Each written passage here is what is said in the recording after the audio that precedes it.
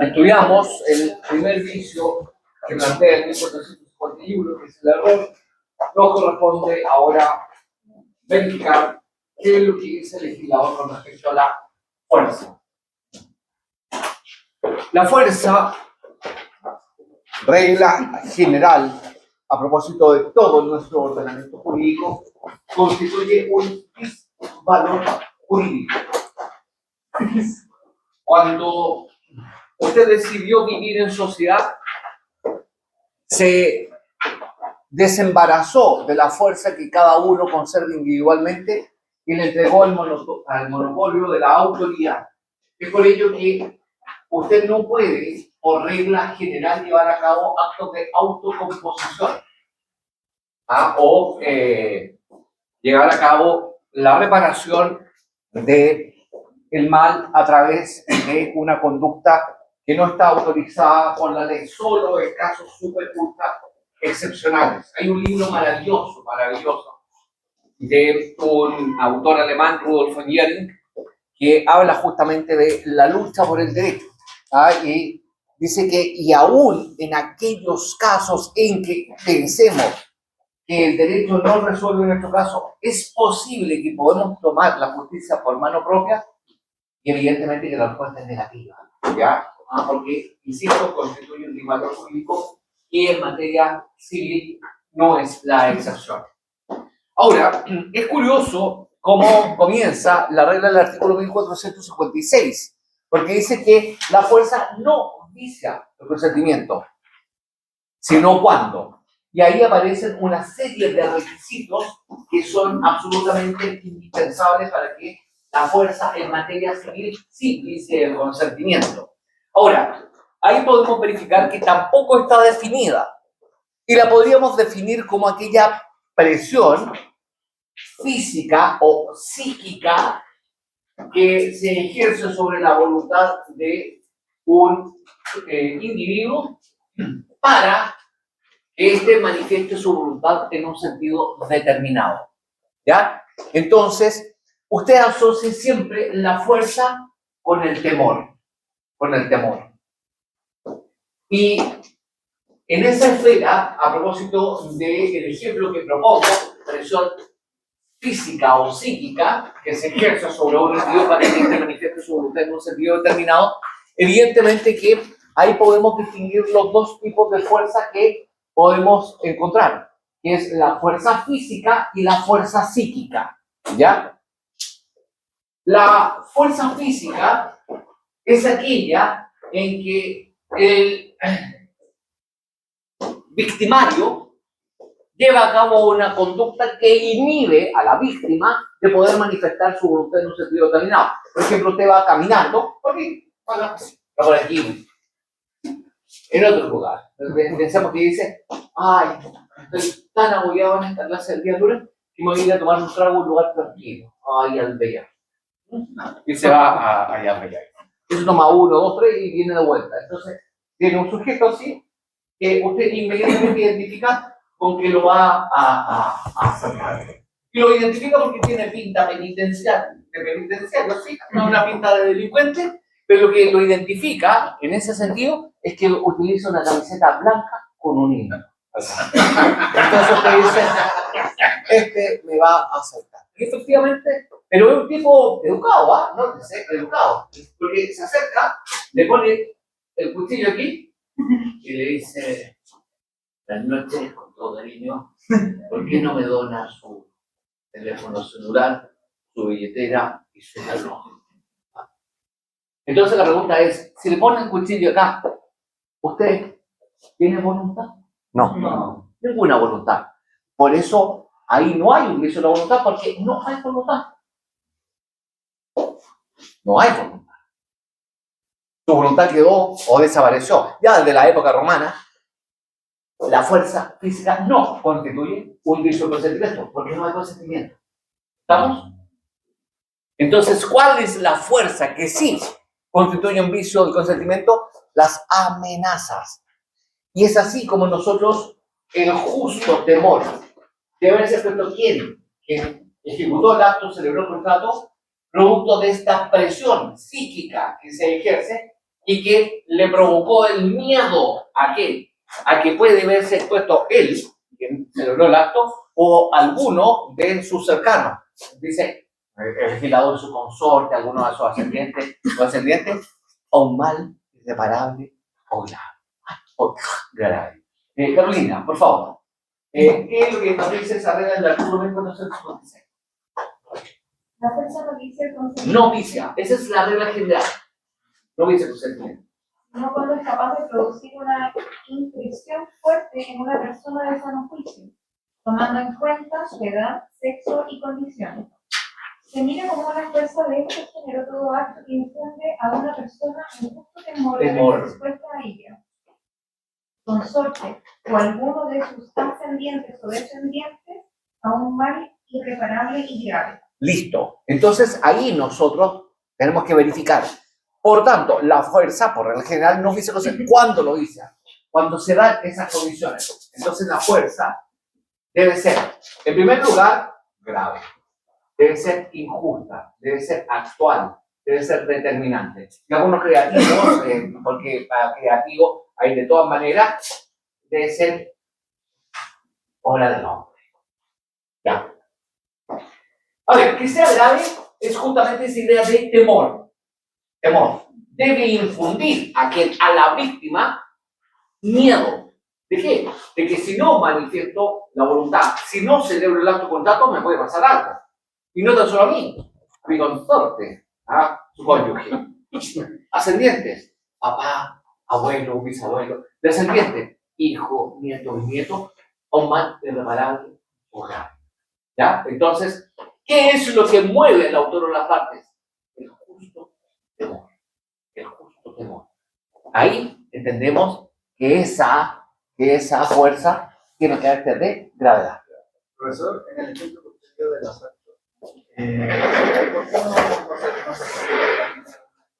no Que ahí no tiene voluntad. Porque la ley presume lo normal. Claro, usted podría decir, claro, y si se enfrenta a un tipo que sabe arte más. No, el legislador civil propone lo normal, lo corriente, lo ordinario. Una persona, simple hijo vecino, un personaje que frente a un cuchillo acá, lo que va a hacer es inhibir completamente su voluntad. Y usted va a acceder así, porque, claro, Es que hay también duda, por ejemplo, cómo se hace la distinción entre el argumento que usted está utilizando ahora o decir que esa persona efectivamente lo que sintiera temor. Entonces, efectivamente es. Claro, lo que pasa es que en el caso de la fuerza psíquica se manifiesta a través de amenazas, no se manifiesta a través de vías de hecho. No le ponen la pistola, no le ponen el cuchillo, sino que le dicen, si no lo haces, vas a ver lo que te va a ocurrir. O vas a ver, yo sé dónde vive tu hijo, o yo sé dónde... ¿Qué pasa cuando hay algunos abogados que se dedican a defender a narcotraficantes? Pero en ese caso, la fuerza, igual, psicológica o física, no se traduce en una nulidad completa porque no hay voluntad, aunque sea psicológica o física, ¿no? Cuando hay fuerza física, no hay voluntad. Ya. Si no hay voluntad, falta un requisito de... De existencia. Y por lo tanto, la sanción debería ser la... Inexistencia. No, la nulidad absoluta. Nulidad absoluta. En cambio, cuando hay fuerza de esta que vicia el consentimiento, hay el único que puede reclamar es la víctima. Por lo tanto, vamos a concluir que la sanción es la nulidad relativa.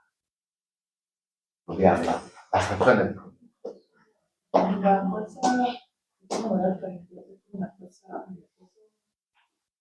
psicológica.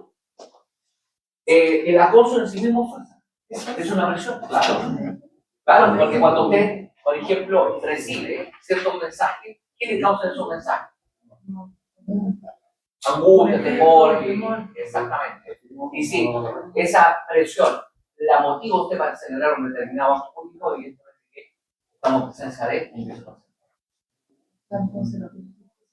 Podría ser, claro que sí. Claro que sí. La amenaza nulidad relativa. Sí, ahí vamos a ver cuál es la sanción que lleva aparejada. Pero el primer requisito, que sea grave. Segundo requisito, debe ser injusta.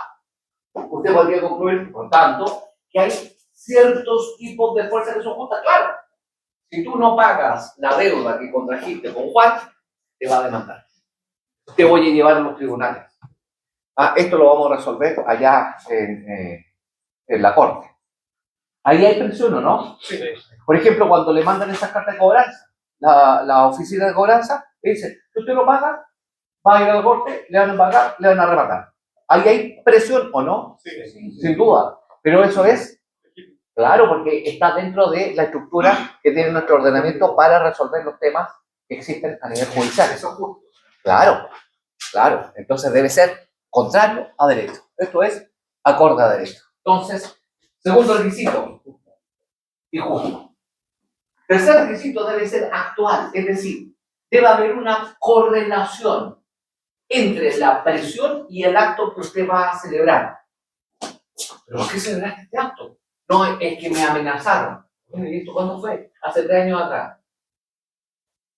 Como un poco extemporáneo, ¿no es verdad? Entonces esa es una situación de hecho, poner el tribunal. No dice cuánto es el lapso de tiempo, sino que depende del contexto de la situación que se va a resolver. Pero tiene que haber una relación entre la presión y el acto que se debe. Tiene que estar temporalmente correlacionado. Bueno, debe ser determinante. Que sea determinante la fuerza significa que de no haber habido presión, yo no celebro el acto. O lo celebro en términos menos onerosos. Menos onerosos. ¿Ya? Entonces, wow, si no me hubiesen presionado, hasta luego, yo jamás nunca hubiese celebrado ese acto. Determinante. O lo hubiese celebrado en otras condiciones. Determinante. Bueno, y dije, hay algunos creativos acá que dicen que debe ser obra del hombre. Bueno, eso es así. Eso es así. ¿Usted ha recibido alguna vez alguna amenaza de un alienígena? ¿De un extraterrestre?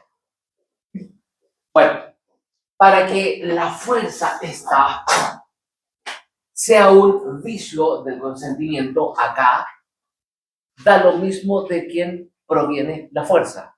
Puede provenir de la contraparte, si es un acto jurídico, o puede provenir de un tercero. Exactamente lo mismo, para que vicie el consentimiento. Ahora, si se dan todas estas condiciones, esta la voy a borrar, por estúpida. Si se dan todas esas condiciones, usted puede alegar la nulidad del acto.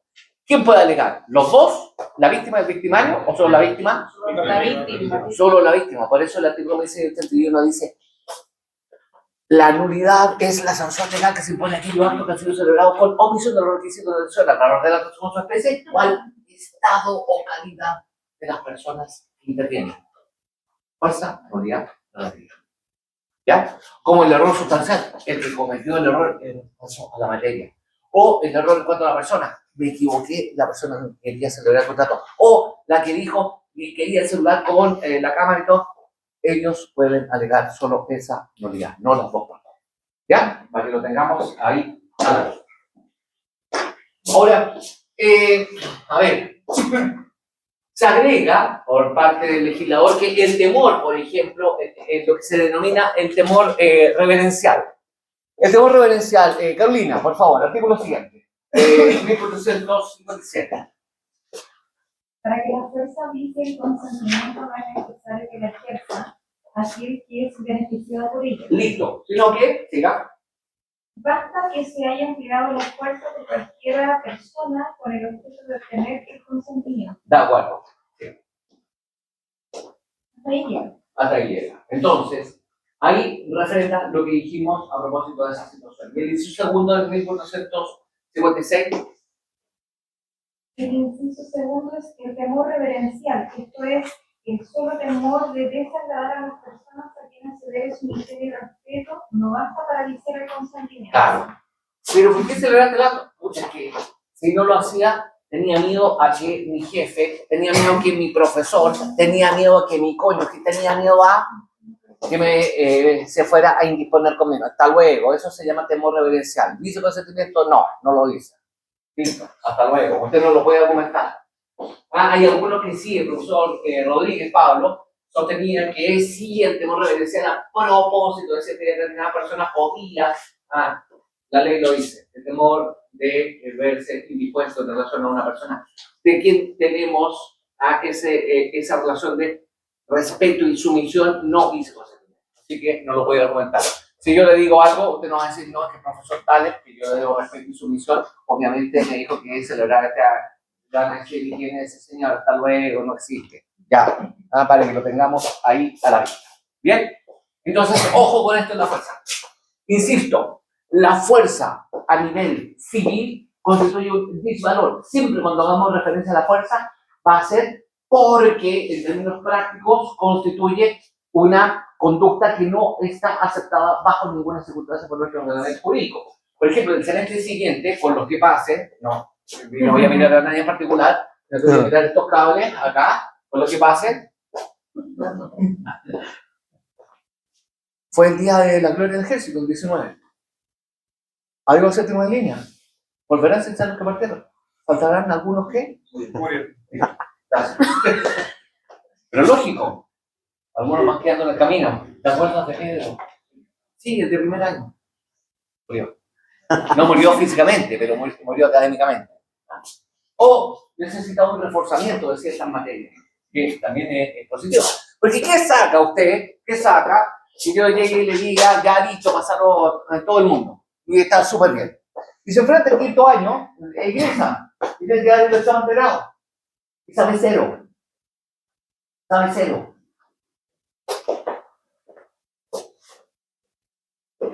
Hay un compromiso de responsabilidad. Porque ¿quién le ha tomado el examen? Yo mismo. Yo mismo.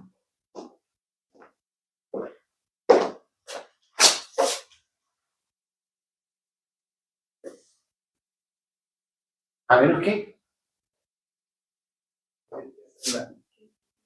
Cuenta. lo podemos arreglar de alguna manera. ¿Para qué nos ponemos tan serios también? Una oración. Una oración. Bueno, entonces, ¿pero por qué donó?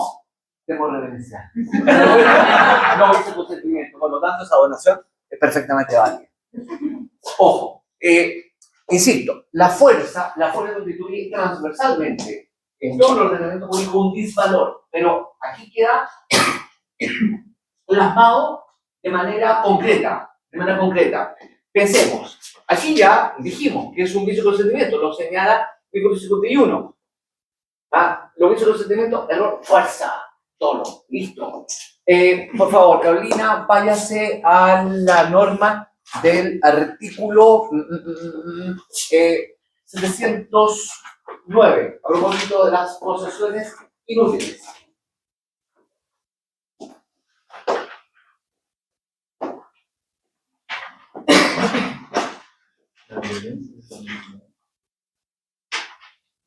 Son posesiones viciosas, la violenta y la clandestina. Violenta. ¿Cuánto es fuerza? ¿Cuánto es fuerza? Son posesiones viciosas, es decir, usted no puede tener dominio vía prescripción adquisitiva, porque usted, cuando pelea la fuerza, contamina su detentación. Hasta luego, se acaba. Artículo 1107, a propósito del testamento.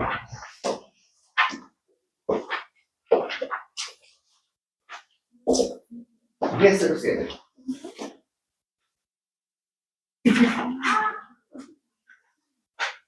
Muchas son las respuestas. Bien, gracias, Carolina. El testamento en que de cualquier modo haya intervenido la fuerza es nulo en todas sus partes.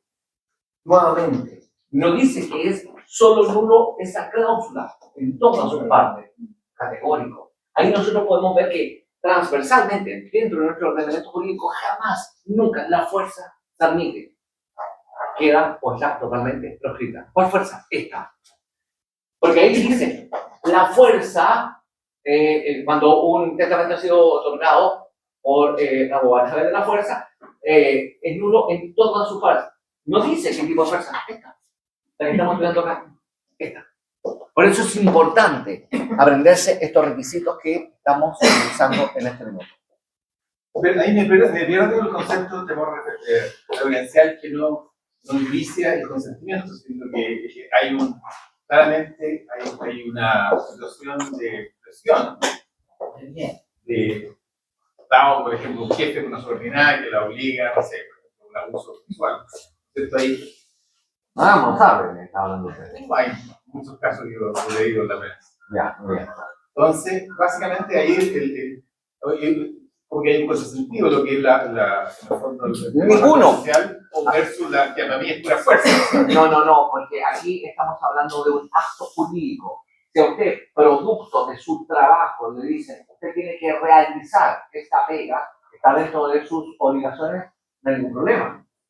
Ningún problema. Y usted la hizo de esa manera porque su jefe se lo dijo. ¿Estamos? Pero a propósito de un acto jurídico cualquiera, en que usted solo lo haga en atención a que se lo propuso o no quiere que esta persona se vaya a indisponer con usted, no puede alegarla como mis consentimientos. Entonces, está todo dentro del contexto en el cual, qué tipo de acto y cuál es la relación que existe, comillas, con esta persona para no indisponer. Vamos con el tono. ¿Qué es lo que nos dice el 1458? Nuevamente comienza igual que la fuerza. Igual que la fuerza. El tono. El tono no dice un consentimiento, sino cuando es obra de una de las partes y cuando además aparece claramente que si él no hubiera contratado. Listo. Aquí tenemos que hacer una advertencia. A diferencia de la fuerza, el tono sí está definido en por el legislador. Inciso final del artículo 44. Inciso final.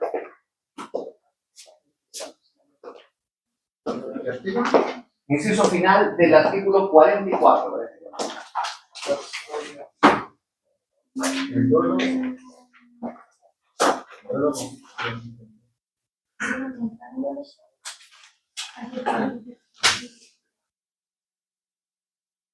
Culpa o descuido levísimo. No, inciso final. El dolo consiste en la intención positiva de inferir injuria a la persona o propiedad de otro. Listo. Inferir injuria, inferir daño a la persona o propiedad de otro. ¿Esa definición nos conviene para este curso? No. Porque nosotros vamos a estudiar el dolo en tres ámbitos distintos, diversos. Tres ámbitos distintos. Lo vamos a estudiar acá como dice el consentimiento. Lo vamos a estudiar en el curso de obligaciones como un agravante de la responsabilidad del sujeto deudor. Cuando el sujeto deudor deja de cumplir su obligación y ha actuado con dolo, evidentemente su responsabilidad se incrementa. Y tercero, lo vamos a estudiar como un elemento del delito civil, cuando estudiemos la responsabilidad extracontractual del artículo 2314 y siguiente. Entonces, funciona en estos tres ámbitos distintos. Como un vicio consentimiento, como un agravante de la responsabilidad del sujeto deudor y como un elemento del delito civil, porque también hay cuasi delito, pero hay culpa. Aquí estamos hablando del todo. Ahora, ¿cómo podemos, para este curso, definir el dolo? Y lo podemos definir como aquel conjunto de maniobras fraudulentas que tiene por objeto que una persona manifieste su voluntad en un sentido determinado. Eso está dentro de su apunte y cosas. Entonces, fuerza, temor. Dolo, engaño. Entonces, ahí nosotros podemos verificar, además de estos tres ámbitos, podemos identificar distintos tipos de dolo. Por ejemplo, está el dolo bueno y el dolo malo. El dolo bueno son las típicas operaciones de carácter comercial que los sujetos llevan a cabo. Entonces usted va a la feria o va allá a La Vega y le dice, caserita, mira el producto que te tengo acá, los mejores tomates, los mejores plátanos, pero mira, obsérvalo. Las típicas conductas de exageración. O cuando usted va a la super hiper mega tienda, a la tienda de ropa, con la artilla, entonces llega el vendedor, lo único que quiere es vender. Entonces, a ver, robar ese vestido. Pero solo adelante, por favor. Y sale así y parece preta, no es nada, nuestra heroína. Entonces, ¿qué le dice el vendedor? Ya, perfecto. Mira, entalladito así. Vamos. Tenés que dar un poquitito acá y todo lo demás, pero con un cinturón que te apriete ahí el Michelin. Y mientras más grueso, mejor, porque te queda como una faja. Entonces va a llegar. ¿De acuerdo? Eso es el dolo bueno, ya producto de las exageraciones que normalmente se llevan a cabo en materia comercial. El dolo malo es aquel en que el sujeto pretende engañar al otro y a través de ese engaño procurar que éste manifieste su voluntad en un sentido determinado. Compran el auto, porque el auto está perfecto y sabe usted que el auto está con el motor fundido. ¿Ah? Mírenlo cómo está. Usted lo tiene limpio, así. Hasta la radio funciona. Hasta luego. ¿Ah? No hay ahí ninguna posibilidad. Ese es el dolo malo. Dolo bueno. Puede ser un dolo positivo y un dolo negativo. Dolo positivo y negativo. Positivo cuando usted declara. Es del auto. Cuando le dice, ¿sabes qué? Mira, este auto está perfecto y todo lo demás, ¿ah? Míralo en el estado. Positivo. Negativo, cuando usted sabe que está malo, y no le dice absolutamente nada. Y no lo desengaña. Y no le advierte que el motor está fundido. Positivo, negativo. ¿Ya? Entonces, está el dolo incidental y el dolo determinante. El dolo incidental es aquel que dice relación con aspectos subalternos, a propósito de la... o sea, da exactamente lo mismo. Dice, este auto llegó de Arica a Magallanes en 3 días. Eso es intrascendente. ¿Estamos de acuerdo? En cambio, el determinante es aquel que influye en la ponderación que el que sufrió el dolo lleva a cabo de la operación, porque el determinante es igual a la fuerza. Debe aparecer de manifiesto que de no haber habido engaño, yo no celebro, o lo celebro en términos menos onerosos. Ahora, ojo, porque ahí nos está diciendo que para que el dolo vicie la voluntad, el consentimiento, debe ser determinante, igual que la fuerza. Y debe provenir de la contraparte. Debe provenir de la contraparte. Bueno, eso significa, porque eso cabría concluir que solamente hay dolo en los actos jurídicos bilaterales. Hay dolo en todo tipo de actos. Puede haber dolo en actos unilaterales como bilaterales. Bueno, entonces para que lo tengamos ahí a la vista. ¿Cuál es la sanción del dolo? Depende. Si usted era la contraparte y celebró el contrato, el acto de contrato, entonces evidentemente que usted llega y lo que plantea ahí es, si yo celebré, proviene de la contraparte, es determinante, perfecto. Nulidad relativa. El que sufrió el dolo puede alegarla. Pero si viene un tercero, entonces ahí la sanción es, el acto vale, pero debo indemnizar perjuicio. ¿Quién indemnizó el perjuicio? El que fraguó el dolo, el que engañó al otro para que celebrara el acto con él. Sí, compre el auto a Pedro. Y Pedro que se benefició por el engaño. Pero el acto permanece vigente. Lean, por favor, esa regla del artículo 1452. El dolo no vicia el consentimiento, sino cuando es obra de una de las partes y cuando además aparece claramente que es no medida contratado. En los demás casos, el dolo da lugar solamente a la acción de perjuicios contra la persona o personas que lo han fraguado o que se han aprovechado de él. Contra las primeras, por el total del valor de los perjuicios, y contra las segundas, hasta la concurrencia del provecho que han reportado del dolo. Listo. Entonces, ahí nos dice, para que el dolo vicie consentimiento, contraparte determinante. 2 requisitos. Cuando digo requisitos, estos, por ejemplo, a propósito de la fuerza, acá el dolo, contraparte y determinante, deben concurrir copulativamente. Todos juntos. Si falta cualquiera de esos requisitos, no hay dicho consentimiento. No hay dicho consentimiento, para que lo tenga ahí a la vista. Entonces, contraparte. Y si el dolo proviene de un tercero, el acto vale, porque no se dan los 2 requisitos. solamente tengo opción de perjuicio. Indemnízame los perjuicios que me causó, porque quizás determinante o no los celebro o los celebro en términos menos onerosos. ¿Estamos? Para que quede ahí absolutamente claro. ¿Cómo sería eso? Perdón. En términos menos onerosos, por ejemplo, usted le compró el auto, ya, y el auto tenía una falla. Entonces usted en vez de comprarlo en 10, lo habría comprado en 5. Eso es determinante. O no lo celebro o menos oneroso. Pero la parte perjudicada, no cualquiera. Usted es un tercero. El tercero es el que fraguó el toro. No sería la otra, la parte. Claro, por eso usted no puede solicitar la nulidad. No la puede solicitar. Porque la fraguó un tercero. Y era necesario, porque lo dice la ley, que viniera la contraparte. Entonces, ¿y qué puedo hacer si este me engañó? Perjuicio. Al tercero. Ahí me perdí porque si tengo el vendedor y el comprador, ahí son dos partes. Ya, pues, pero piense en la siguiente situación. Usted tenía duda de comprar el auto. Y viene otro sujeto. Y dice, cómpralo, está súper barato, está perfecto, yo lo vi antes y todo el asunto. Este es el que está actuando con dólares. Entonces, a de este, los perjuicios. ¿Qué perjuicios? Todos los que usted deja de ver, o todos los que usted logra acreditar.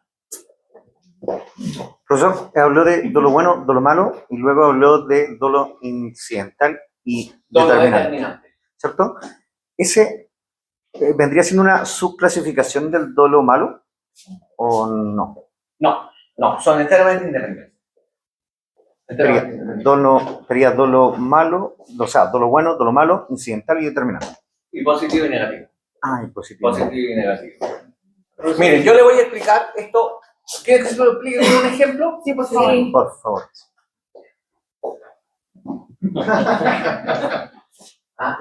Es un ejemplo que yo invento.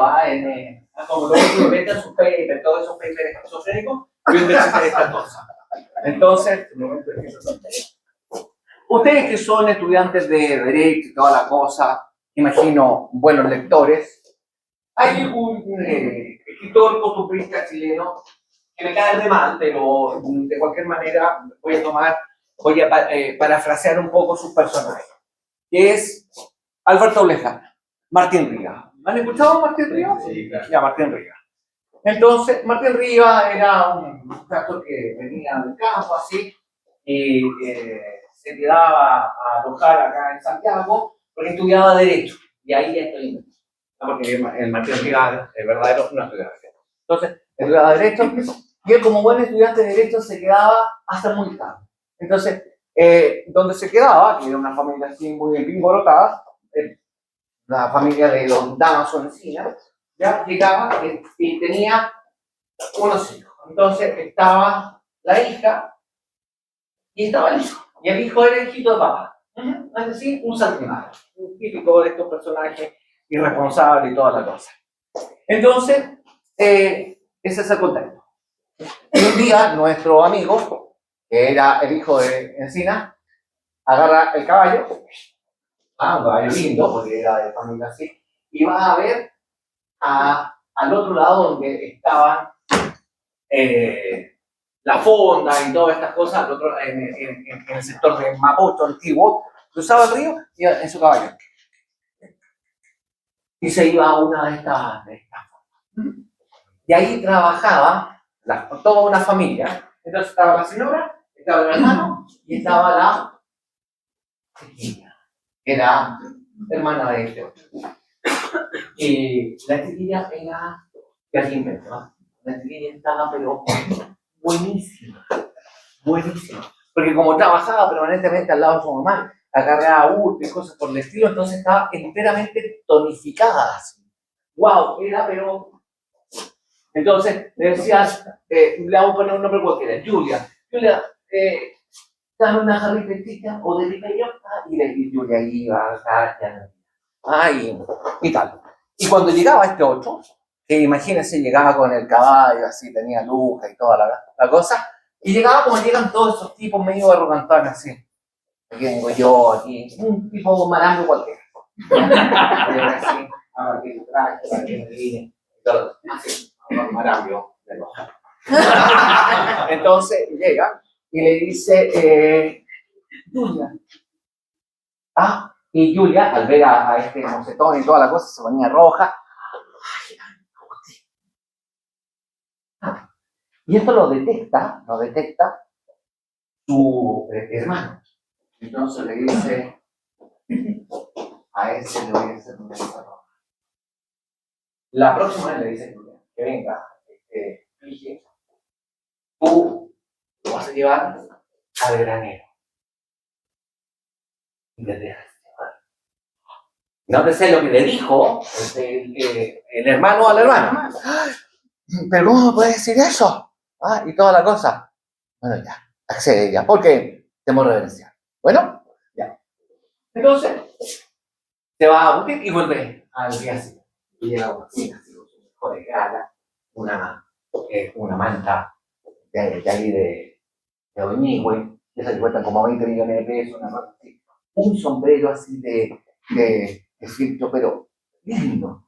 Y me decía, el personaje era flaco, alto, así con una pinta, y eso no, entonces, Julia, y Julia, sí, entonces, ¿sale?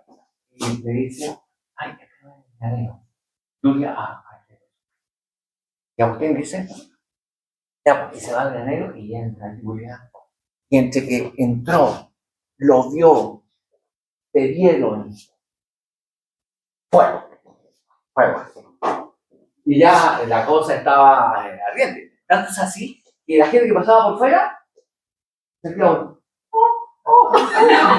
ruido que era lo que escuchaba la gente. Y entra el hermano. Entonces llega y le dice, pero Julia, ¿qué estás haciendo con este tipo acá en la cosa? Si tú no te casas en este minuto, te voy a descuartizar con mi espada de pluma. O mi espada de cartón. ¿Hay fuerza? No. ¿Qué elemento falta? El miedo. Que sea grave el temor. ¿Estamos de acuerdo? Hasta luego. Hasta ahí. Nos faltó uno de estos requisitos. No era grave. Avancemos. Llega y efectivamente viene el personaje y dice, si no te casas con mi hermana, vas a ver lo que te va a ocurrir. Mi hermana estaba, pensemos en la siguiente situación, estaba exquisita. Pero ahí cuando iba a buscar chicha, se tropieza. Yo ganando, Julia, así, no, se tropieza. Y había un cofre lleno de joyas, un tesoro. Y Julia, que era la simple chiquilla que atendía ahí, super, ultra, hiper, mega millonaria. Obligaron a casarse a nuestro amigo Agustín. ¿Se había casado o no? Estaba rica y con Lucas. ¿En ese caso, no? Sí. ¿Qué elemento falta? ¿Por qué? No.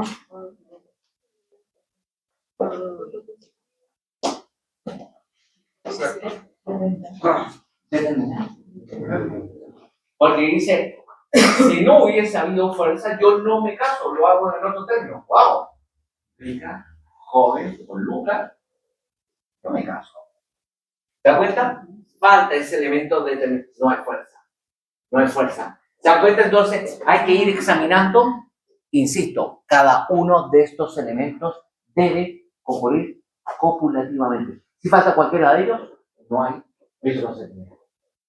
Vámonos a todo. Este curso me cae bien, bien. Y se acerca a fin de año, entonces yo llego y les digo, ¿saben qué? Lo invito a pasar un fin de semana a mi campo ahí en el lago Ranco. Entonces ustedes, pero profesor, de verdad, de todas maneras, cuenten con él. Pasaje, estadía, charlado, toda la cosa. Entonces llega el día acordado y ustedes van así. Los muchachos van con un bolsito así, la chiquilla es 3 maletas. No sé para qué siempre llevan tanta porquería, pero 3 maletas. Ya, la maleta acá, se le cae los pozos y toda la situación. Llegan a destino, entonces uno de esos dice, llega y dice, oye, profesor se pasó, de verdad, súper generoso, nos invitó para acá para pasar el fin de semana del lago Ranco y no le traemos nada. ¿Y qué podríamos llevarle? Empiezan ahí a elucubrar ustedes. De repente se escucha uno, ¡oh! Y una de las chiquillas dice, ¡ay, un burro! No, eran 8 cuadrúpedos, un caballo. Bueno, un caballo. Entonces llega y grita, está hacia el camino, y hay una cerca, así, entonces grita hacia donde está el caballo. ¡Hola! Y has visto los caballos cuando se entra el ruido, en la oreja, se va. Entonces, y al rato aparece un guaso. ¿Ustedes han visto esos guasos medio ladinos, medio pillos que hay en el campo? Y el guaso es como el caballo corralero, no camina derecho, camina como de lado. Sí. Entonces se va acercando. Entonces me dice, porque la idea de ustedes es comprar el caballo y regalar al propietario. Exactamente. Entonces llega y dice, ¿cómo está, amigo? Y el guaso no contesta al principio. No que los guasos contestan de inmediato, sino que dejan pasar. Y ya hacen un movimiento de cabeza, así como una cosa rara. Entonces le dicen, oiga, ¿es suyo el caballo? Y mira el caballo. Entonces le dicen, sí. Y lo vende. A Rocinante. ¿Pero cómo? Este es un caballo que yo le tengo mucho cariño. Ganó 3 veces el Champion de Chile. Es un caballo extraordinario. Usted le dirige los comandos, ninguna cosa, espectacular. Lo sacaron, los chinos se lo querían llevar para desarrollar la inteligencia artificial por el caballo. Y le comienza a decir, oye, ¿cuánto cuesta el caballo? No lo ven. Entonces le dicen, oye, nosotros tenemos, y le dicen entre las manos, son unas monedas, ¿sí? Y juntan como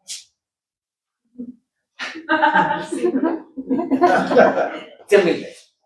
Entonces le dicen, no, está loco, este caballo cuesta 10 millones de pesos, sí. Ganó el campeón de Chile y toda la cosa, y tal. Entonces llega y le dice, ya, pero ¿en cuánto lo vende?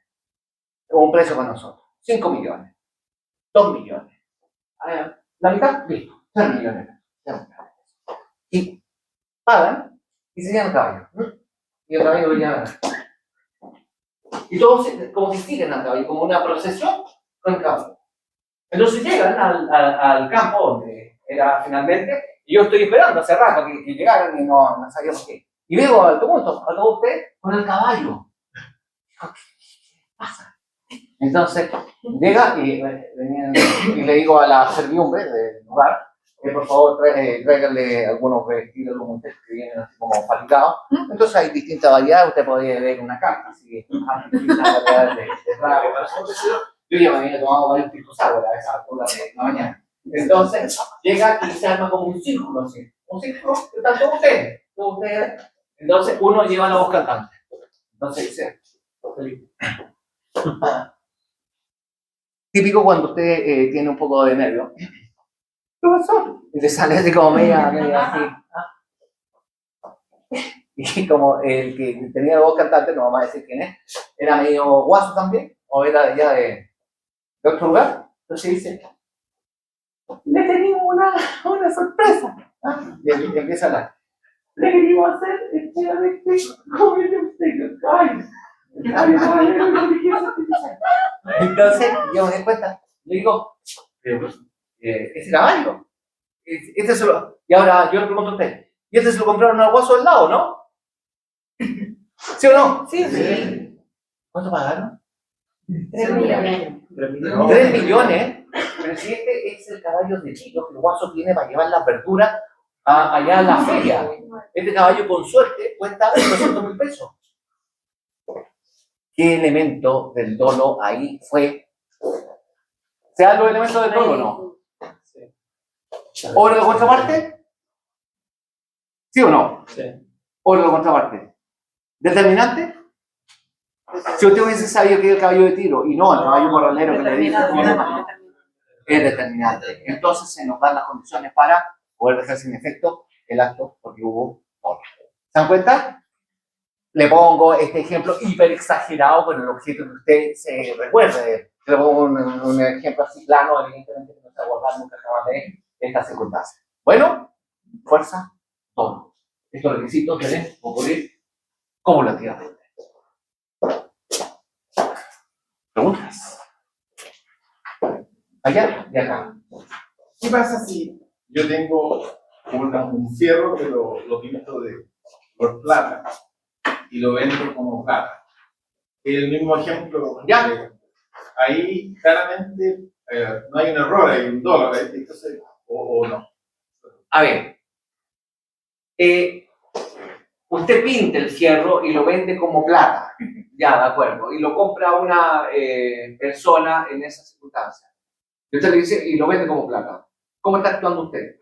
Ahí lo Claro que sí. Ahora, ¿y qué caso no habría? Porque en el fondo, porque a mí el error ahí se lo pierde, pero a mí siempre habría. Claro que usted tiene la barra, que usted la pintó, y el otro dice, le compro esta barra de plata.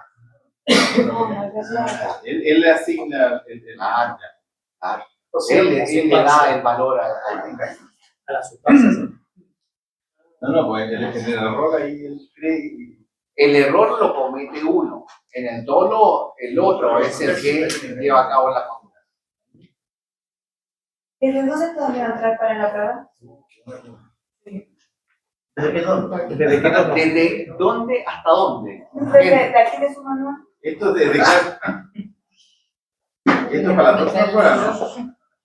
Hasta la mitad de la mitad de ¿Dónde está? ¿Dónde está el dolo? la página 97, digamos. Y aquí dice. Primer competitivo de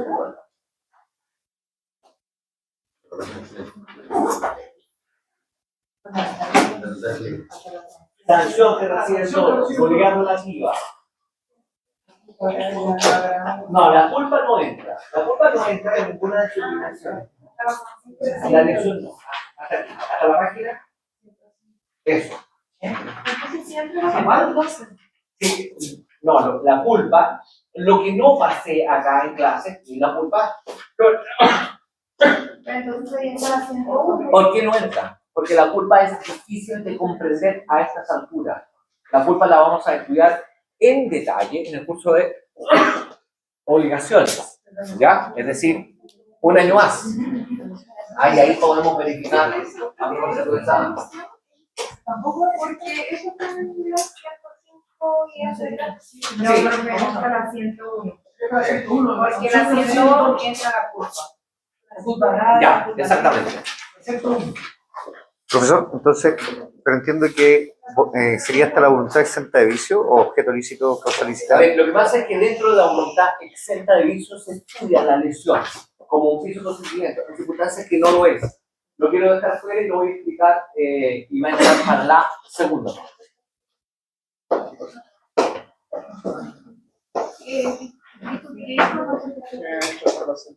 Hasta la 101. La lesión no entra. Los tipos de culpa tampoco entran. Porque, insisto, eso amerita un conocimiento un poquitito más profundo de esta materia. Entonces, el próximo día lunes vamos a comenzar con nuestra prueba, ¿ya? Formal y oral. ¿A qué hora para partir? No podemos llegar antes. Mira, voy a intentar llegar antes, así que yo creo que a partir de las 6:30 podríamos empezar a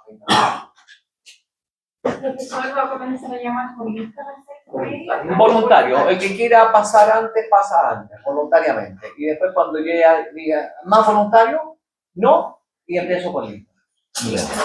El estilo, profe, que usted hace las pruebas, al azar, las preguntas, respuestas, o tiene con un set de preguntas. No, nada, de set de preguntas no tengo aquí en la mente. Entonces lo miro así y le digo, este tiene como pinta de no saber esta materia. Y le pregunto a él. Y usted me va a decir, ah, es justo lo que no estudié. Listo. Segunda pregunta y final. Ah, esta otra pregunta. Hasta luego, un 2. Un ejemplo de un tipo de. Un tipo de pregunta. ¿Qué tipo de error esencial conoce usted? De persona. No, error esencial. y negocio en corporate. Ahí está. Derecho y hecho. Y como no vas a ver, le voy a hacer la segunda pregunta, a tiro. Y tampoco vas a ver, un 2. Nótese que le regalé un punto, porque debería poner un 1 y luego un 2. Los artículos indican el versículo o No, a ver, lo ideal sería que tuviésemos alguna noción. Entonces, de acuerdo a la ley, ¿cuáles son los vicios de procedimiento? Error forzado, reportamiento 41. Si usted me lo pone así, wow. ¿Sí? Pero como no me van a poner así, va a empezar a bajar. Porque el no va a saber cuáles son los vicios de procedimiento, no va a saber dónde está ubicado el artículo, y así vamos a empezar. Entonces, como no van a contestar ninguna, un 2 también. Pero claro. Preguntas. No hay preguntas. Dudas. el tipo de clasificaciones hubieron algo que no. Dije solamente la clasificación química. Y las otras. Y las otras no. No, porque las otras también en el curso de obligaciones se estudian todas las demás clasificaciones. Y en cuanto a las teorías, no. Salvo, a propósito de, en teoría, la sanción frente a una omisión de un requisito de existencia inexistente. En teoría. Pero para nosotros, ¿cuál es la sanción? ¿Obliga? Entonces, en cuanto a los requisitos de validez, objeto lícito, causa lícita, ¿eso va a entrar? No, pregunto. Que como vimos, voluntad exenta de vicio en detalle. ¿Ah? No, ¿viste eso? ¿Algún tips? ¿Cómo? ¿Algún tips? Estudien con energía y si la energía les falla, ahí sus ruegos serán escuchados. O sea, el caballo. ¿Más preguntas? ¿Más vapor? Vamos a ver.